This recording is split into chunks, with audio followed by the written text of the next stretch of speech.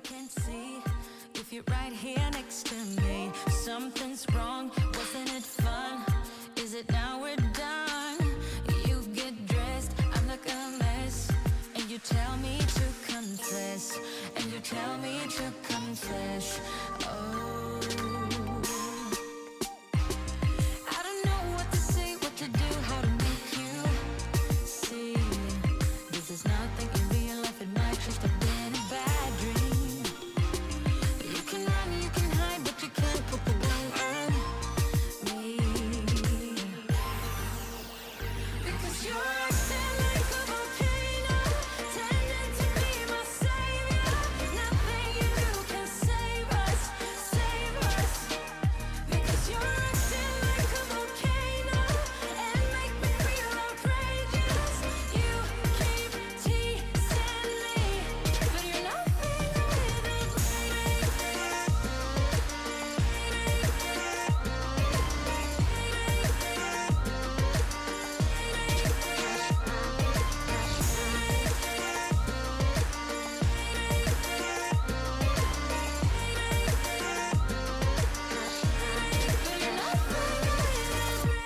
running fast, never look back. Now we're over, that's a fact. Phasing light, see it all bright.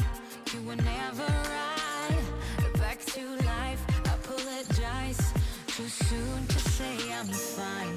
Too soon to say I'm fine. Oh, 미국은 독립기념일이기 때문에 2시에 장을 마감을 했습니다. 어제는 짧은 시간이었는데 나스닥 중심으로 해서 기술주의 반등이 이어졌습니다. 테슬라가 양이틀 어제는 6.54% 상승을 해서 246달러를 기록을 했고 바짝 250달러를 다가선 그런 모습이고요.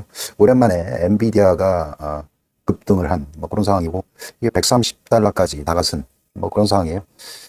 종가 기준으로 해서 128달러를 기록을 했습니다. 월봉 기준으로 해서 다시 아랫꼬리를 만들었고 다시 상승을 한 그런 상황입니다. 이게 이제 130달러를 어느 정도 탈환을 해야 다시 위로 상승을 할 수 있다 이런 생각이 들고요. 역시 미국장은 강하다 이렇게 생각을 하고 여전히 인플레이션을 해치할 수 있는 것은 미국의 나스닥뿐이 없다 이렇게 생각을 합니다. 단 이제 지금 최근에 미국 빅테크 중심으로 순환매가 강하게 돌고 있기 때문에 어떤 ETF 지수에 투자를 해서 이러한 그 상승의 어떤 프라핏을 나름대로 챙겨가시기 바랍니다. 오랜만에 시원하게 테슬라가 로켓 캔들을 만들고 있습니다.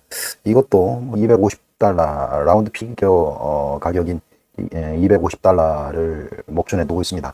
이게 이제 250달러를 돌파를 해야 이제 300달러까지 열려 있는 그런 상황이거든요. 현재 이제 300달러가 마디 가격이고 현재 이제 250달러를 이제 막 돌파 시도를 한 그런 상황이고요. 일단은 이제 250달러 돌파 여부를 확인 후에 일단 다음 대응의 영역이 아닌가 이렇게 생각을 하고 추세적으로 추격 매수하기는 좀 조심스러운 그런 상황입니다. 반도체 섹터들이 전반적으로 시세를 분출한 그런 날이었는데 TSMC가 3.86% 상승을 했고 마이크론 테크놀로지가 3.19% 상승을 해서 급등 랠리에 동참을 했습니다. 어제 이제 하이닉스도 1.72% 우리 상승을 했고 전반적으로 속스 필라델피아 반도체 지수가 1.67% 상승을 해서 반도체 지수가 전반적으로 상승을 이어간 그런 하루가 됐고요. 이머징 마켓 ETF 지수도 1.47% 상승을 해서 아마 오늘 우리 그 EWI도 66달러 85센트를 기록을 해서 우리 장도 오늘 긍정적인 그런 지수가 나오지 않나 그렇게 기대를 해보고요. 일단 지금 상단에 막 와 있는 그런 상황이에요. 요거를 이제 단기적으로 이렇게 보면 지금 이게 이제 2800을 돌파를 한 그런 모양새거든요. 오늘 우리 장은 이제 위클리 옵션을 맞이한 그런 상황이고요. 그래서 파생 시장의 변동성이 심한 그런 날이 될 수가 있습니다. 오늘 그제거든요. 그제 좀 장이 많이 조정을 받았는데 오늘 이제 어제에 이어서 오늘도 되돌림 파동이 이어갈 수 있다 이렇게 생각을 하고요. 어, 오늘 새벽에 이제 뭐 테슬라가 급등을 하고 반도체도 엔비디아가 급등을 하는 등 전반적으로 오늘 우리 증시는 상승으로 출발할 확률이 큰데 오늘 위클리 옵션 때문에 아무래도 상승의 폭은 좀 제한적일 수 있다 이렇게 생각을 합니다. 그래서 추격 매수보다는 보유 영역에 있는 그런 상황으로 장을 차분히 대응하시기 바랍니다. 미국은 주택 구입 시에 이제 30년 만기 대출 형태로 주택을 이제 구매하게 되는데 아무래도 그래서 이제 30년 만기 미국 채권의 어떤 가격이 주택 가격에 상당한 영향을 준다고 생각을 합니다. 이게 이제 최근에 월봉이라고 볼 수가 있거든요. 이 저점을 나름대로 형성을 하고 막 이제 턴을 하는 그런 상황입니다. 미국은 이제 공급이 부족하기 때문에 아무래도 이게 이제 미국의 주거 비용에 인플레이션에 상당한 영향을 준다 해서 미국 정부에서도 여러 가지 주택 가격 안정을 위해서 노력을 많이 하고 있습니다.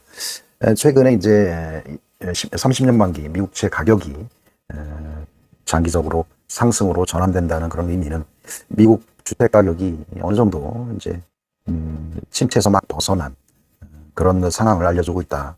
이것도 우리나라에 어떤 중요한 시그널을 줄 수도 있습니다. 이것도 이제 우리 그 부동산이 피크아웃 할 때 그때 일시적으로 이것도 이제 가격이 폭등한 그런 상황이고요. 이것도 이제 유동성에 이제 상당한 영향을 받는다 이렇게 볼 수가 있습니다. 장기적으로 이제 막 상승으로 전환하는 뭐 그런 상황으로 볼 수가 있습니다. 최근에 이제 우리나라 주택 가격도 상승으로 전환되는 뭐 그런 상황을 보이거든요.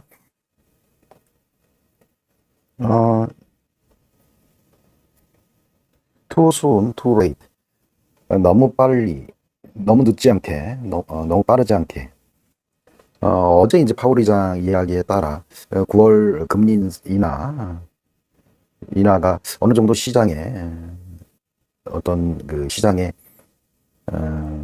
가능성을 열어둔 뭐 그런 분위기를 이어가고 있는 그런 상황인데요. 신용 금리가 어제에 이어서 뭐 지속적으로 하락하고 있는 뭐 그런 상황입니다. 금리 하락과 더불어 엔화도 좀 강세를 보인 뭐 이런 상황인데요. 엔화가 어느 정도 안정을 보이는 뭐 그런 모습을 보였다가 다시 이제 엔화가 다시 약세로 돌아선 뭐 그런 모습입니다. 금리 인하를 하는 2019년도 8월 즈음에서 그때는 신흥국 통화가 나름대로 강세로 전환이 되고 금리 인하를 한 미국 대비해서 신흥국의 통화가 강세를 보이고 증시가 좀 상승을 하는 뭐 이런 상황이었는데요. 지금하고 다른 점이 엔화가 취약해지고 신흥국 통화가 동반 약세를 보이는 뭐 이런 현상이고 이게 회복이 안 되는 뭐 그런 상황이 계속 연출이 되고 있습니다. 금리가 떨어져서 엔화가 뭐 강세를 보이는 그런 기조를 유지했다가 이제 아침에 연준 회의록이 공개가 됐는데 몇 명의 연준 위원들이 인플레이션이 지속이 된다면 금리를 올릴 수도 있겠다라는 뭐 이야기를 했다고 합니다. 뭐 당연한 이야기 아닌가요? 이제 그런 그 사소한 이야기에도 바로 엔화가 어제 이제 그 위치까지 다시 반등을 한 뭐 그런 상황이고요. 엔화의 약세 되돌림 현상, 똑같이 이제 원화도 약세를 보이는 뭐 동조화 보이는 이런 현상이 다시 발생을 했습니다. 그 당시에는 이제 나스닥 대비 코스피가 강한 뭐 그런 상황이 발생을 했는데요. 여전히 미국 증시가 강할 수밖에 없는 그런 이유이기도 합니다. 달러 자산은 지속적으로 보유를 해야 되고 이러한 고금리 상황이 극복이 안 되는 상황 속에서 쉽게 뭐 달러 자산을 포기하고 우리나라 자산이나 뭐 신흥국 자산으로 옮겨 타는 거는 좀 시기상조다 이런 생각이 언뜻 듭니다. 어제 이제 테슬라 급등에 따라서 우리 증시도 어제 뭐 급등을 했습니다. 특히 그 2차 전지 관련 ETF가 상승을 했는데 떠나기 전에 이제 뭐 개인들이나 뭐 신용 물량을 다 털고 다 죽이고 일단 어제 급등을 이어간 뭐 이런 상황입니다. 2차 전지하고 그 다음에 요거는 나중에 뒷부분에 잠깐 언급을 하고요. 그 다음에 현대 오토에버 이쪽도 어제 급등을 한 뭐 이런 상황입니다. 이것도 이제 뭐 자율주행 관련해서 테슬라류 속한 뭐 그런 연계성이 있다고 생각을 하고요. 이것도 뒤에 언급을 하도록 하겠습니다. 어제는 어, 반도체가 3.29%뭐 급등을 한 뭐 그런 상황이고요. 반도체 쪽에 엔비디아가 4.49% 급등을 했고, 이쪽에 브로드컴이 4.16%, 그 다음에 마이크로소프트가 3.11%. 오늘 우리 쪽에 뭐 삼성전자나 하이닉스 쪽에 어떤 상승을 추론해 볼 수가 있습니다. 퀄컴도 1.78%, AMD 이쪽은 약보합으로 뭐 마무리했습니다. 다른 쪽 마이크로소프트도 0.22%, 애플이 0.54% 상승을 했고요. 특히 테슬라가 6.42% 상승을 했고, 아마존은 소폭 하락을 했습니다. 1.3%. 전반적으로 반도체와 전기차 쪽 큰 축이 이쪽도 오랜만에 전차 군단이 상승을 하고,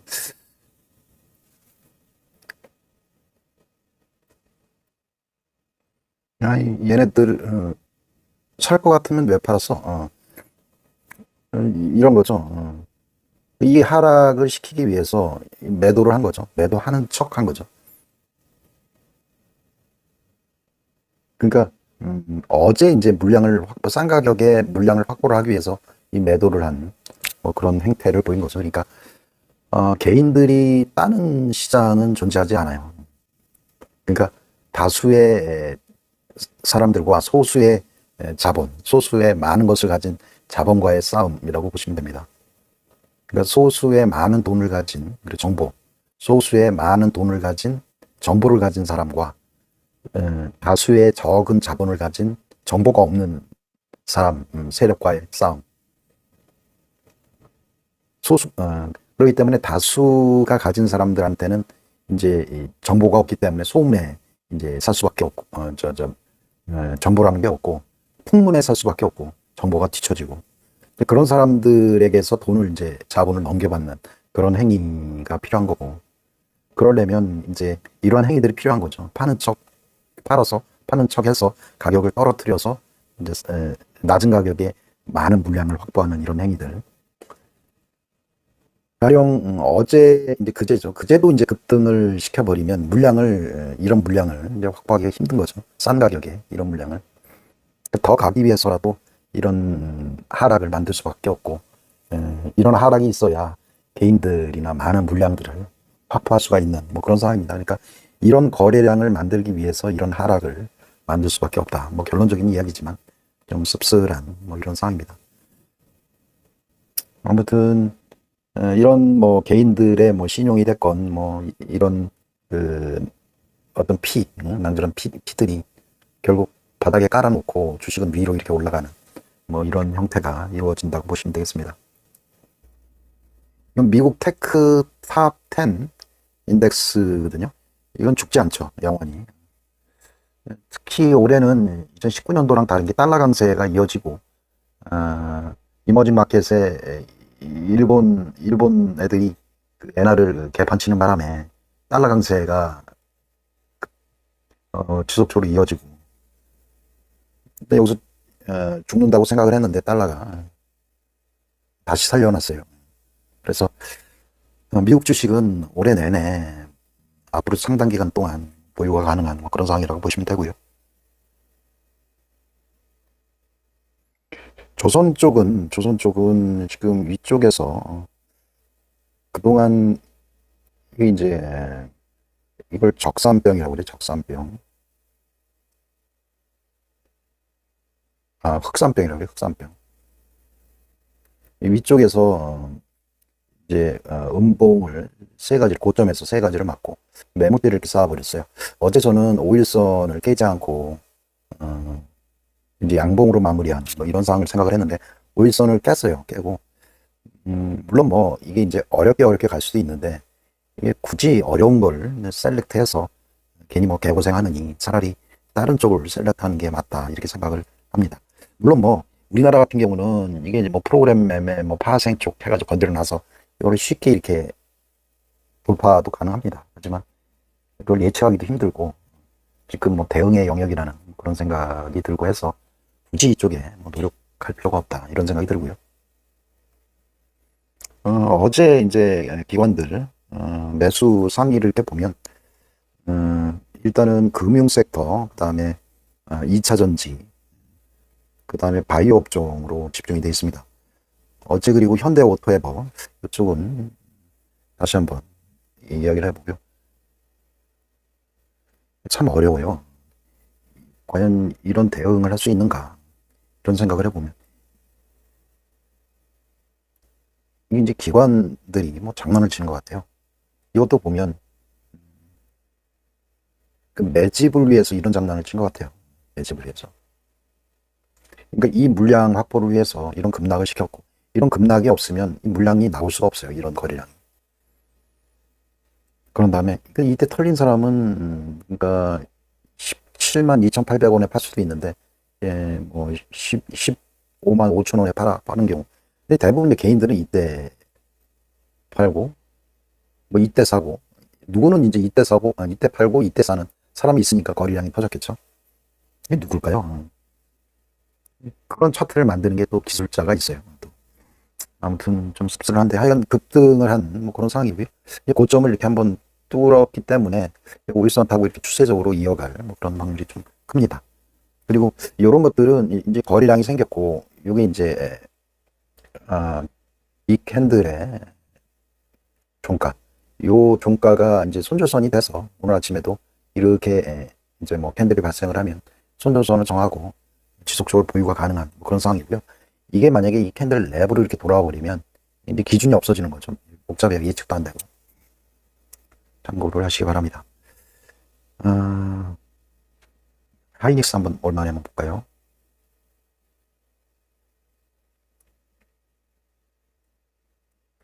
이거는 제 생각인데 어제까지만 했어도 이게 뭐 쌍봉 형태로 이렇게 꺾어질 확률이 굉장히 큰데 엔비디아가 다시 살릴 수도 있을 것 같아요.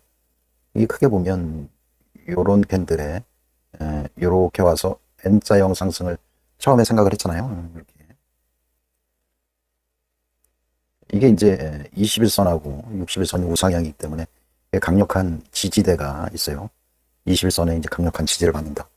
오늘 이제 엔비디아도 상승을 하고, 오늘 뭐 마이크론 테크놀로지도 상승을 하고, 뭐 우리나라 EWI도 상승을 해서 윗방향의 개연성이 많습니다. 근데 중요한 건 우리나라 지수가 오늘 뭐 위클리 옵션이기 때문에 상단이 갇혀 있을 확률이 커요. 항상 이런 기대감을 가지면 여지없이 영망지형으로 이렇게 두들겨 맞더라고요. 이런 식으로. 지난번에도 이때 상승을 할 것이다 이렇게 생각을 했다가 여지없이 두들겨 맞은 그런 경험들이 많고, 그런 매매를 이제 노리는 그런 세력들이 있습니다. 자, 오늘은 이런 식으로 끝날 확률이 있어요. 물론 뭐 항상 생각은 항상 반대로 일어나지만, 처음에는 이제 이런 식으로 거꾸로 상승을 했다가 이 윗꼬리를 달고 이런 식으로, 그러다가 어느 순간 이런 식으로 바뀌어서 그 다음에 이런 식으로 음봉전환해서 하락할 확률이 큽니다. 물론 뭐 종가에는 이게 뭐 플러스로 끝날지 그건 정확치 않지만 참고하시고요. 하여간 중장기적으로 이게 이제 하이닉스가 21선이 이런 식으로 살아있기 때문에 언젠가는 이게 돌파가 가능하리라 이렇게 생각을 하고요. 쉽게 뭐 미리 예측하고 하는 건 무리가 있지만 하여간 투자에 참조하시기 바랍니다. 오늘은 여기까지 하겠습니다. 감사합니다.